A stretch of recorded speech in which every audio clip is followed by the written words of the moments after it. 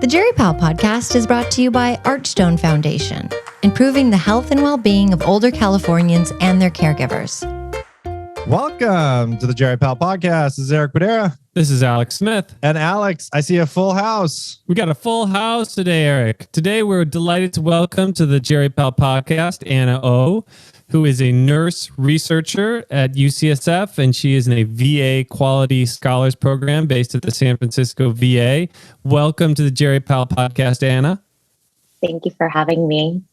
And we're delighted to welcome Theresa Allison, who is a professor of medicine. She's a geriatrician, and she is very interested in meaningful activities, the studies of the subject of today's podcast. And she's an ethnomusicologist, a PhD ethnomusicologist, in addition to being a researcher.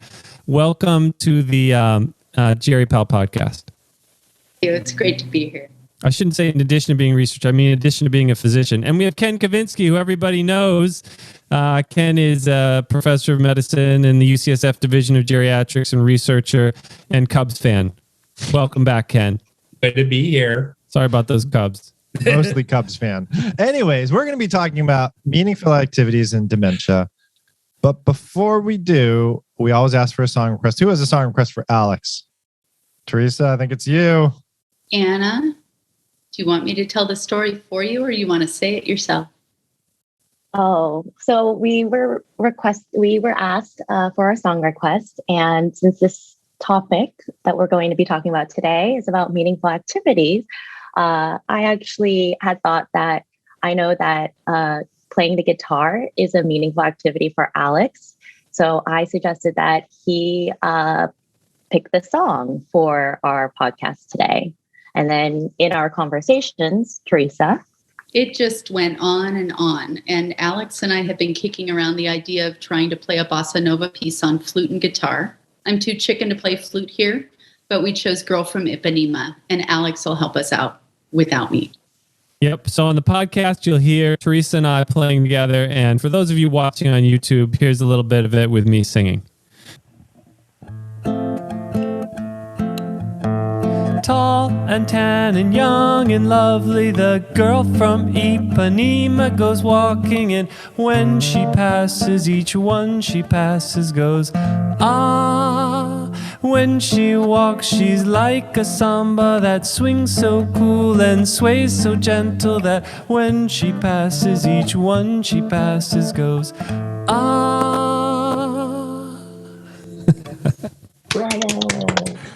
Bravo, Alex. I'm looking forward to the flute addition to that too. Anna, you brought up the word or the phrase meaningful activities. What is that? I haven't heard that before. So in the paper that we wrote, we specifically defined meaningful activities as self-reported participation in a favorite activity that includes enhanced cognitive engagement, so like reading, social connectedness, socializing with others, or physical aptitude like walking or jogging. But the simple answer is kind of, what is your favorite activity and how is that meaningful to you? So Alex playing the guitar counts. Yes. Theresa, do you want to add anything else to the definition for meaningful activities? Well, Anna hits on something interesting, which is this slippage between favorite activities and meaningful activities. For example, if I watch a Cubs game, it is not a meaningful activity for me. I think Ken feels somewhat differently on that matter. And so I think it's important to realize that when we query people about their meaningful activities, we really need to watch and see what they're doing. To know how much this is something that's just fun or something that's soul fulfilling. So there's a potential difference between things that we may enjoy and things that bring us fulfillment? I would say it's a range. Some things are lighter for us and other things are more essential to who we are. And all of them get encompassed in this category of meaningful activities. And Anna, how did you get interested in this as a subject to do research on? Because you just published a paper in JAM IM, a research letter. Is this like have I just missed a long-standing research base around meaningful activities that I think this is our first podcast on them. Well, I would also add to the definition that part of this concept of meaningful activities has been in the literature for a while, I guess, for several years now. But one of the kind of first studies that kind of helped propel our study was that they were talking about meaningful activities in the nursing home, and kind of non-meaningful activities. What was the fact that in nursing home settings, many residents may be unable to engage in physical activities. And so they kind of sit in a big room and they watch TV. And are there ways to kind of increase the meaningfulness of the activities in the nursing home? And so what we were kind of interested in looking at was what is meaningful activity look like in the community when one is not in a nursing home. And my personal interest in this subject is, as Alex mentioned, I'm a nurse by training. And so I've worked in inpatient hemonc settings and outpatient research settings, and where I've been involved kind of as a research nurse in many clinical trials, and kind of seeing different folks with the variety of illnesses that one can experience and the amount of time that people spend in kind of engaged in the medical system and receiving care. It almost becomes a full-time job.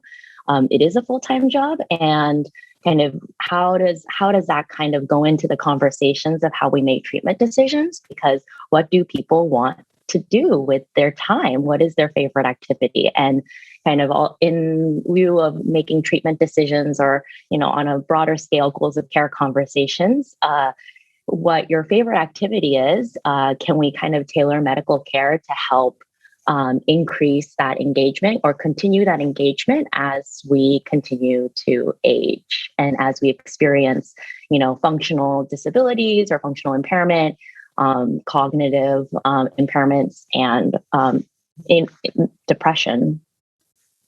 So Anna, just a question for you. That's really interesting, but just a follow-up question. One of the things I was sort of wondering about is, why are we even talking about this on like a podcast that's really like within the medical domain? So when we get into meaningful activities, aren't we getting out of the domain of medicine and nursing? And I'm interested in because part of your perspective is like you're a developing researcher, developing your research path in biomedical research. So I'm wondering about like what have you been thinking, and what have your mentors been like telling you in terms of like why does this actually belong in like medical research or as part of palliative medicine? I think that's a great question, Ken. So I would also add that I have a background in public health, and so and one of my interests is looking at interdisciplinary teams. So while, here we are all like doctors and nurses on the medical front, I've worked really closely with social workers and case managers, and kind of just how like health, I believe, is, medical conditions is one component of it, but also the social environment and the physical environment that we're all living in, whether it's our communities and our homes and those interactions. I do really believe that has such a huge impact on not just our physical health, but our mental health. And so I think that's partly why all of this kind of comes together. Interesting. So you're arguing the separation between medical and physical and social is kind of artificial, that they're all yes That's a very nice succinct way to say it. I love it. And that's why I loved reading your GEM IM research letter. We'll have a link to it on the Jerry Pal podcast show notes.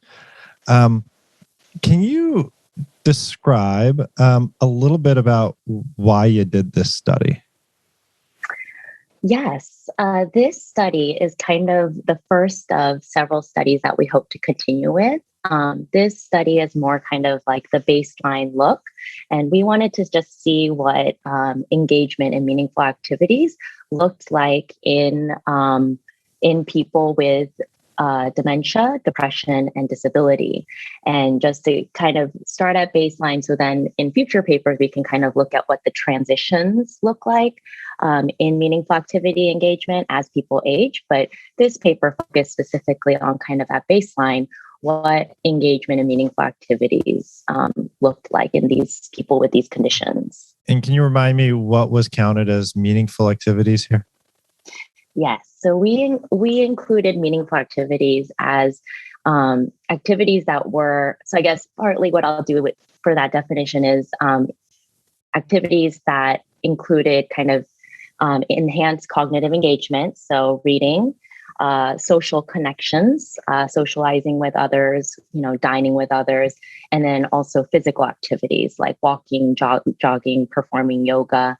And then the comparator that we used was the lack of meaningful activities was for passive activities such as watching television. Sorry, Ken. And what we also used was the inability to do favorite activity and being unable to choose a favorite activity. So that seems reasonable because I think most people would agree that watching a Cubs game is not meaningful. We had many, many heated discussions about this, though, because our statistician also was very excited about sports games. Well, can I just ask about that? Because that does seem like for some people, like I just finished Squid Game, which I thought was really interesting. It's fun to talk about with other people. Like how should we think about what's meaningful and important? Ken has this weird idea that watching a Cubs game may be meaningful, I think. Is that right, Ken? Well, yeah, this is actually, it's both amusing, but and of course, watching a Cubs game is a meaningful activity. But I actually have an interesting anecdote here. So, as a researcher, of course, you do the best you can with the data you have. So this is actually a nice illustration of why you would talk about quantitative and qualitative research together. But in the last year of my grandfather's life, who, I was very close to my grandpa, and I was visiting my grandparents in San Diego, and he had Alzheimer's disease, and that he was watching the Cubs game on TV. And it was of course way before 2016. The Cubs really sucked during this period. And so I was saying, like, well, Grandpa, like, what do you think of the Cubs this year?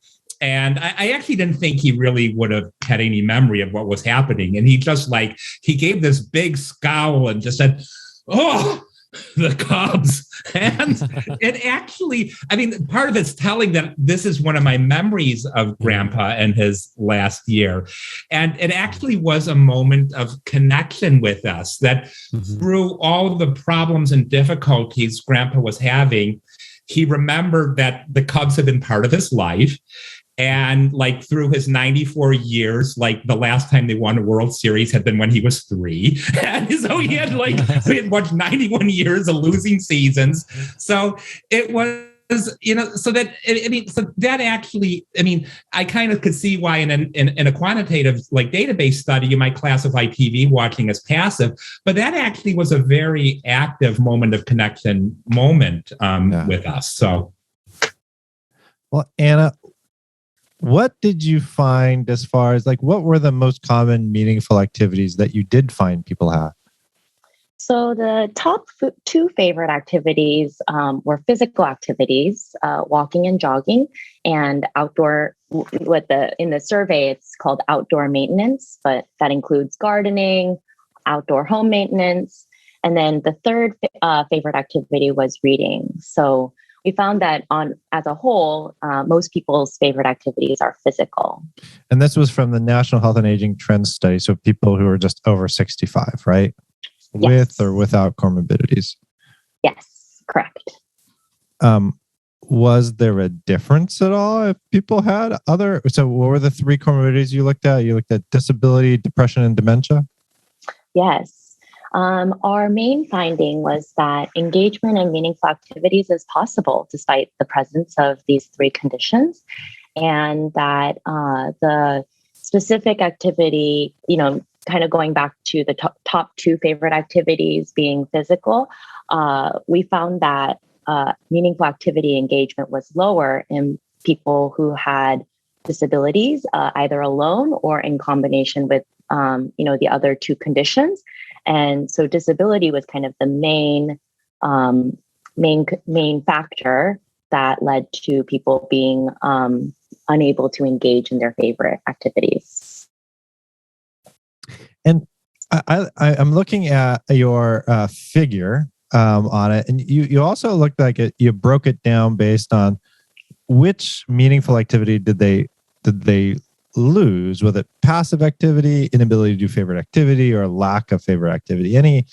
Anything you want to talk about there? How I should interpret that figure?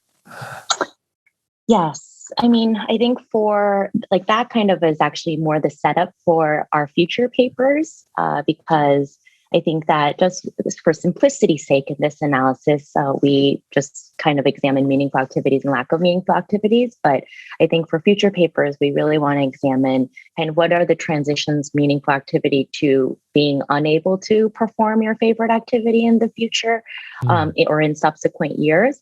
And my personal interest is kind of just how can different services and supports, whether it's social networks or families, or how can those type of services help maintain engagement in favorite activities?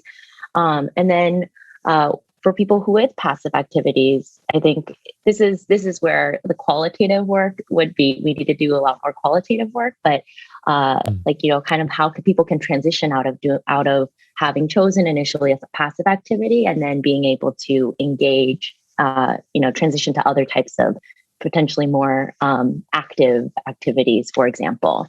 Or qualitative work could determine whether the passive activity, TV watching, it's because of the social connections. Actually, that's actually what's meaningful, not the TV watching itself. Theresa is one of the co-authors of this, and I see there are multiple people on this podcast who are co-authors. I think, Alex, you're a senior. Theresa, did anything surprise you from the results of this study? Or was this like, oh yeah, this makes sense, I kind of knew this? Coming to it as a purely qualitative researcher, I was surprised that NHATS took the time to ask these questions.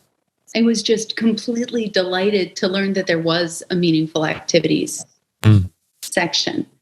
But no, for me, this was very much a learning process in terms of methodology. I was completely convinced from work that Alex and I had done previously in a nursing home that meaningful activities engagement progresses far, far into cognitive and functional impairment. I had no idea we'd get the evidence in a nationally representative sample. So it was just delightful.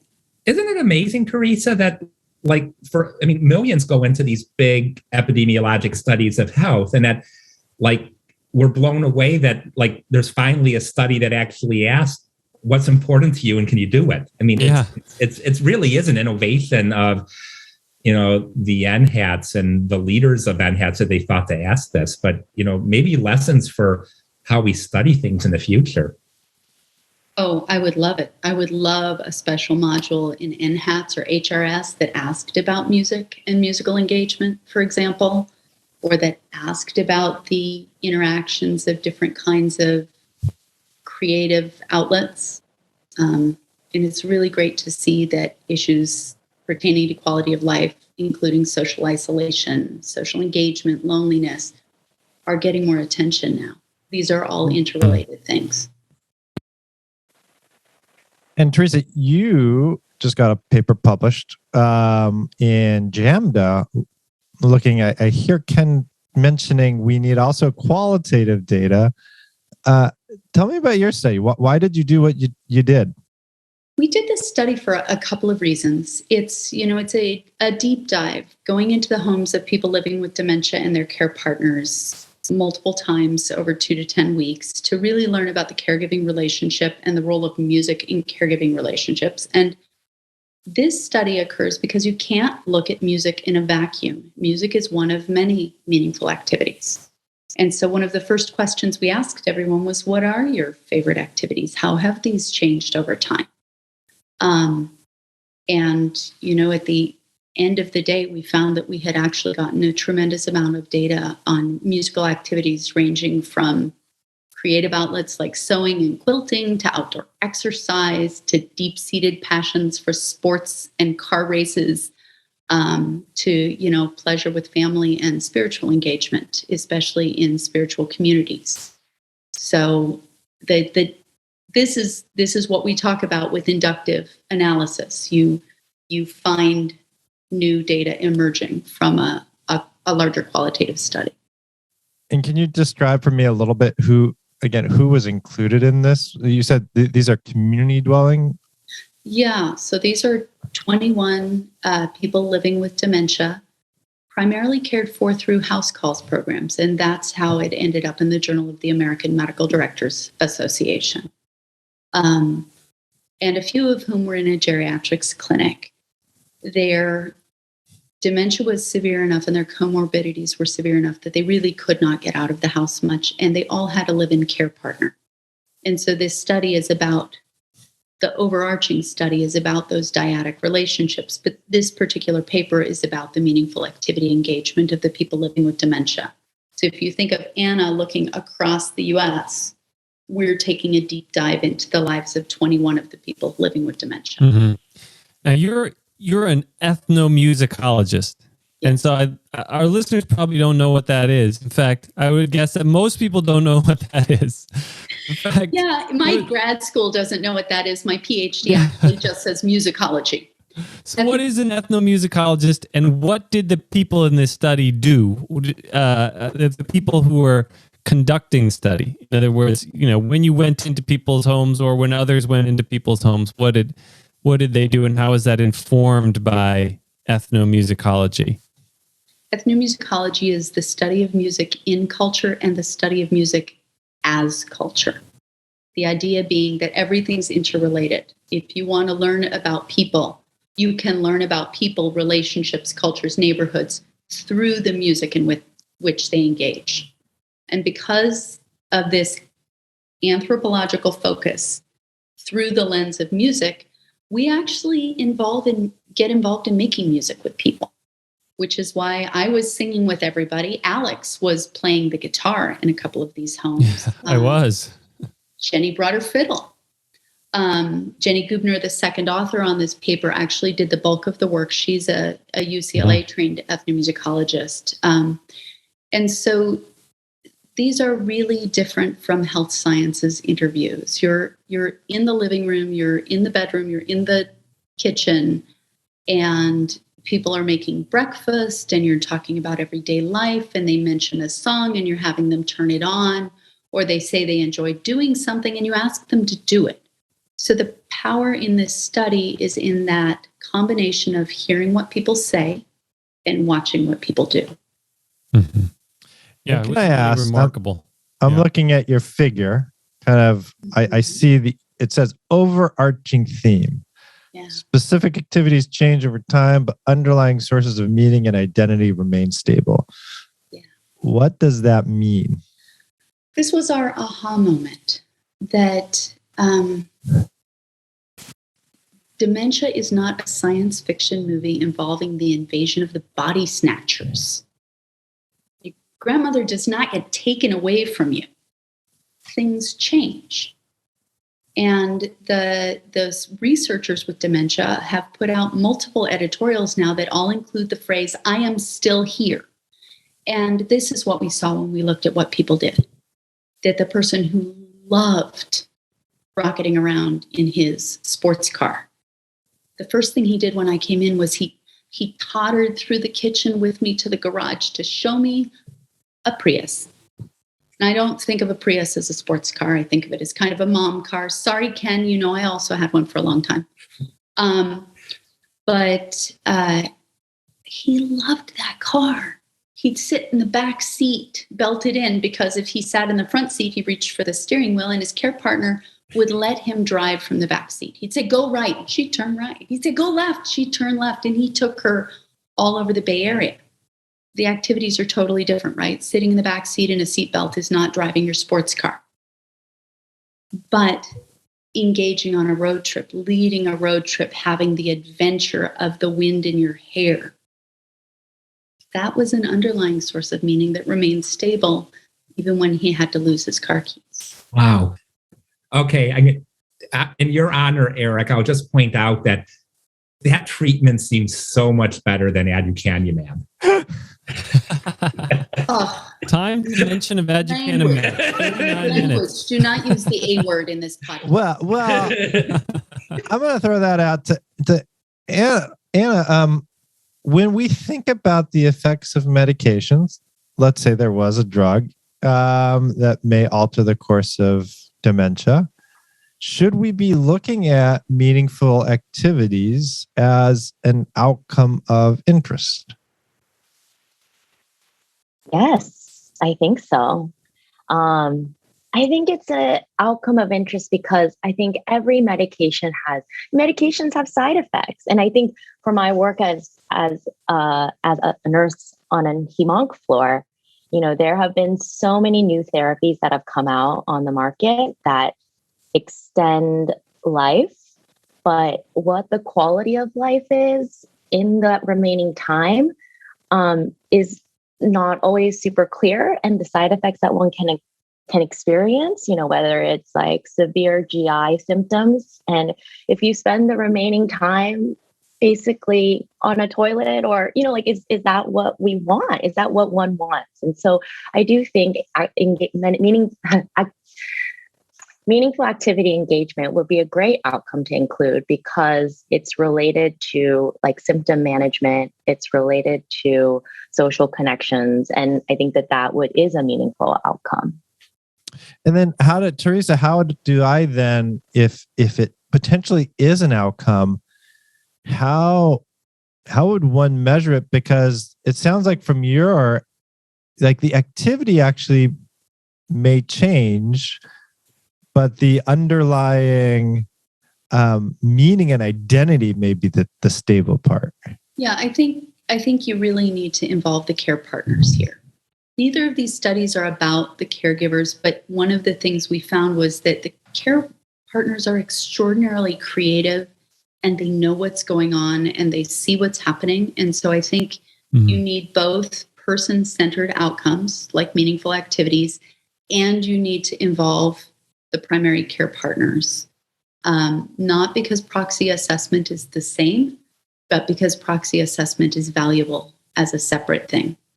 I do think we need new observational measures, and we have very few validated observational measures for this sort of thing. Ken, what do you think about that? You brought it up. So yeah, it's. I think it's a fascinating question. That it's a lot of studies in geriatrics. I think including studies I did before. Some of you made me think much more about palliative medicine. I think often ended with disability, or whether that would be cognitive or physical function. I mean, that was often the end of the study. That was often the final endpoint.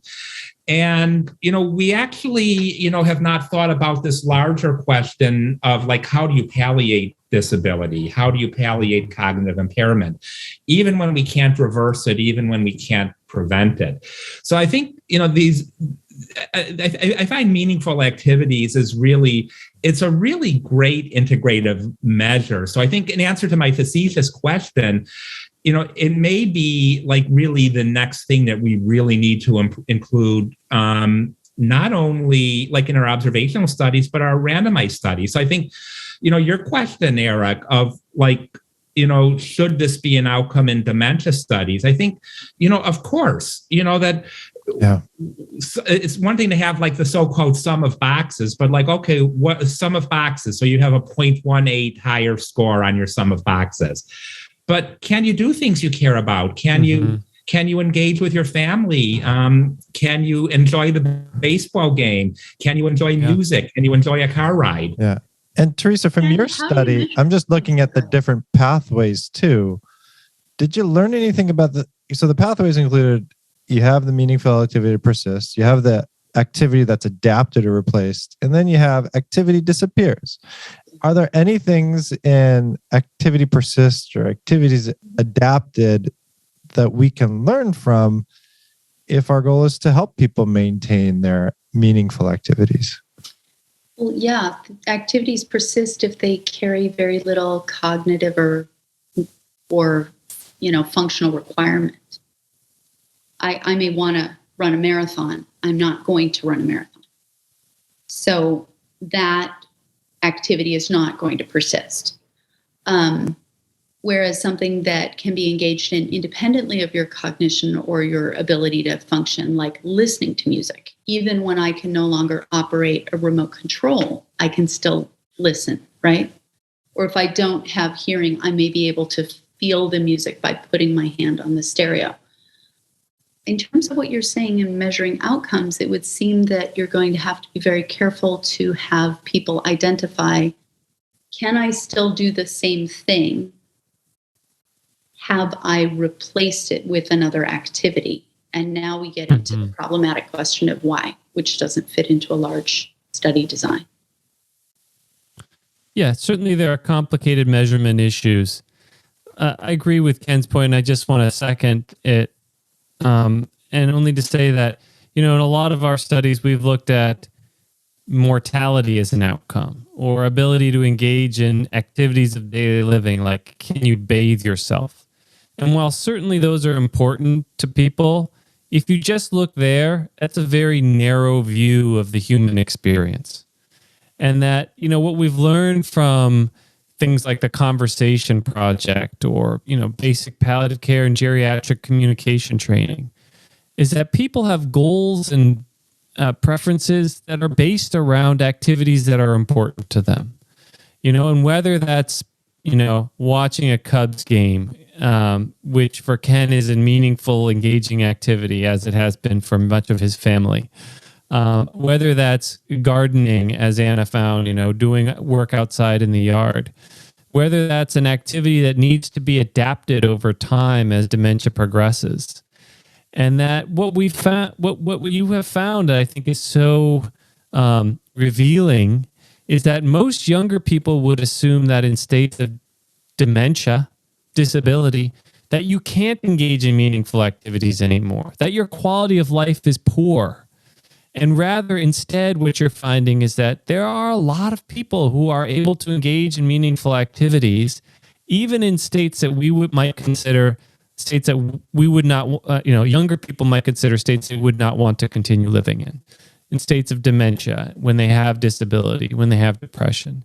And that Theresa's finding that people adapt with the support of caregivers to continue to engage in their meaningful activities.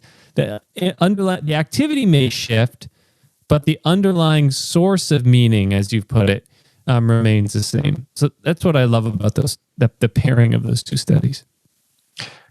So what do we do in clinical practice with this? Like how should this influence the care that I deliver either in geriatrics or palliative medicine when I see my next patient?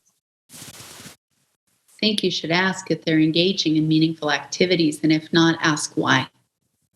How would I ask that? Like, what's the word? Like, I feel like meaningful activities is a little bit, it's like goals of care. It's like goals of care, right? You never say to patients, what are your goals of care? Yeah.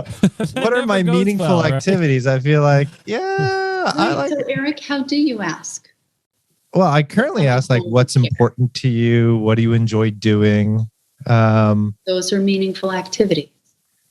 And if someone says, I'm not doing anything, you should worry and look deeper. I think that was the finding that we had here. It's a very small sample size, so you can't generalize. But when you looked at the few homes where people had let go of their meaningful activities, this was really scary stuff. These were care partners who had had falls and serious injuries and serious mental injuries and serious physical injuries and overwhelming caregiver strain. There was something else happening there that required urgent attention. That's interesting, Theresa. But the way you ask it for goals of care is very much the same way I would approach this. So does that actually mean, I don't know if I would have naturally thought of this, but we actually aren't very good about asking about caregiver stress or caregiver experience. It's almost suggesting that if we have somebody, I mean, your study was specifically dementia, but it's probably with, the other Ds that you studied, Anna, depression and disability, that if the meaningful activities are lost, we really need to dig deeper, because there actually might be some, getting back to the interaction of the medical and social, there might be something that really needs our attention. I really think it's also partly just having a conversation. I think kind of the way that, food insecurity, questions about food insecurity are being integrated into medical assessments. Like, where does your food come from? How many meals do you eat a day? Like, is it hard to get your meals? Like, what are you doing this weekend? And is there something that you want to do? And what keeps you from doing it? And I think part of that is all could be ways that we could just start these conversations. Yeah, well said, Anna. This, when teaching trainees how to have goals of care conversations, which is a perfect analogy here, they'll go and they say, well, what are your goals of care? So, oh boy, and then let me model how to ask. And then you ask them questions like, what does a good day look like for you? Are there things that you're hoping to be able to do when you leave, in the future? Are there things that you're afraid of, that you worry about, right? And then you form a picture of what activities are meaningful to them, right? And you can use the same sorts of questions to get at what are meaningful activities for these people. And then I think of the Conversation Project as well, and that serious illness guide. And they have, suggested language that's really about conversations you might have closer to the end of life. For example, are there things that are so important to you that life wouldn't be worth doing if you couldn't do those things? Those are some of the sort of example questions. I think we have, for research purposes, I don't know that we have a great, this is the perfect question to assess meaningful activities. But we have good questions, and we're getting around it. We're learning. I think we're early in the development there. But in clinical work, I think that it's much more sort of about that practical sense of figuring out, getting to know the person in front of you, forming a relationship with them, and then you'll naturally fall into understanding of what's really critical to them. But sometimes you're surprised. I remember Susan Block, in Atul Gawande's book, Being Mortal, Susan Block, one of the, luminaries in palliative medicine, saying she was surprised when she asked her father, what activities are so important to you that you wouldn't want to continue living if you couldn't do them?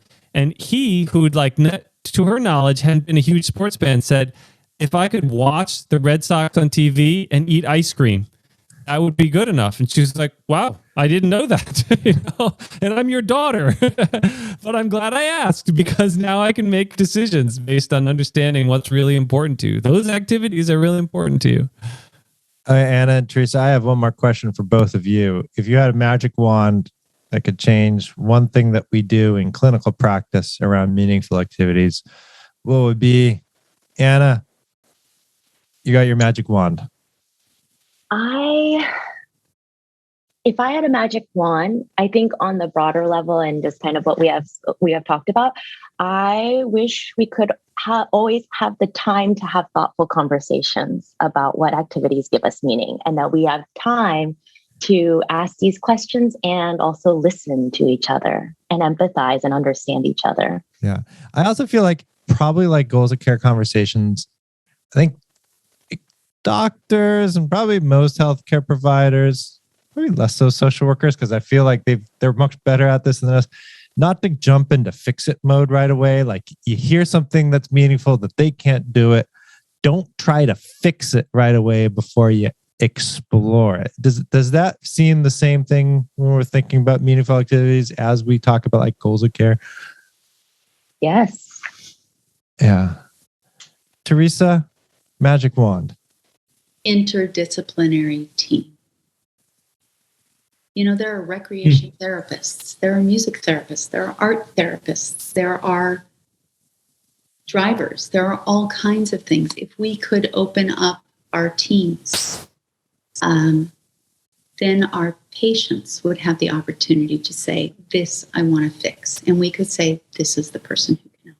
I guess that's the hard part. For some of those, like our therapists, we may not have access, or our patients may not have access to. You mean like geriatricians? That's why I need a magic wand. That's true. I did give you a magic wand, huh? Well, Ken, I'm going to turn to you as you're a guest host. You got a magic wand too. It's running out of power though. So yes, I would like more access to those recreational and art therapists. I mean, it struck me as you were talking about that, Theresa, that this is like actually when you're looking at pediatric cancer centers, this is actually part of like the care of children who have serious illness. And it's sort of remarkable that it's not part of care at the other end of life. Right? All our music therapists are at Benioff Children's. And they're wonderful. Wouldn't it be nice if they were on our ACE unit? Yeah.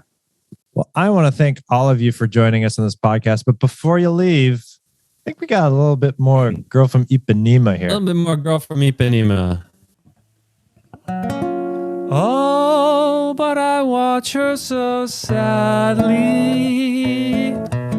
How can I tell her I love her? Yes, I would give my heart gladly. But each day when she walks to the sea, she looks straight ahead, not at me. Tall and tan and young and lovely, the girl from Ipanema goes walking, and when she passes I smile, but she doesn't see.